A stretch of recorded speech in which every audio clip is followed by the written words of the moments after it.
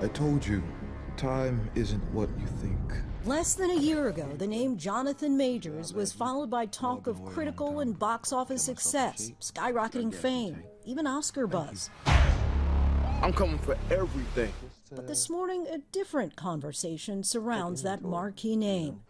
Something about sitting here right now and looking at you and understanding the gravity of the situation. A situation that I, in many ways, put myself in. The actor spoke exclusively with ABC News for the first time after being convicted in late December for harassment and misdemeanor reckless assault in the third degree, which could carry a penalty of up to a year behind bars. Why did you decide you wanted to talk now? I felt like it was time.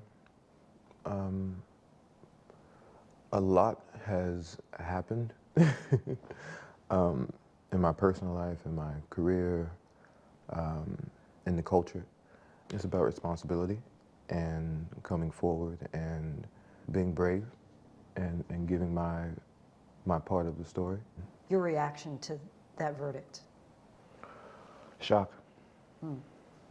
I was absolutely shocked and afraid. And I'm standing there, and the verdict comes down. I say, how is that possible? Based off the evidence, based off the prosecution's evidence, let alone our evidence. How is that possible? But after only hours of deliberation, a jury of his peers agreed with prosecutors that he did physically injure his then-girlfriend Grace Jabbari in an incident last March. What happened exactly, do you know? No, I don't know. But she's unconscious. That 911 call from Majors came hours after an argument broke out with Jabbari in the back seat of an SUV, when Majors received a text from another woman saying, "Oh, how I wish to be kissing you." Jabbari testified that when she grabbed the phone, Majors tried to get it back, fracturing her finger and giving her a cut behind her ear. She says inside the car, you hit her in the face, Yeah. twist her arm behind her back, fracture her middle finger. Yeah, that did not happen. How did those injuries come about? I wish to God I knew. That would give clarity. That would give me some type of peace about it. But you're confident you didn't cause I have no them. question. Surveillance video shows Majors getting out of the car, followed by Jabbari, whom he then puts back inside the vehicle.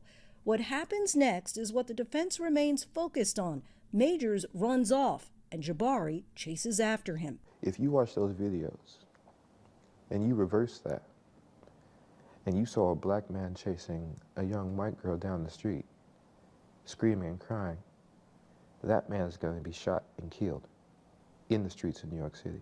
Majors' defense team shared these photos, which he says show the injuries he received that night, which were deemed inadmissible in court. How were you injured? My injuries were, I had a scratch on my hand, from clawing for the phone, and I had a gash on my, at the time I had a beard.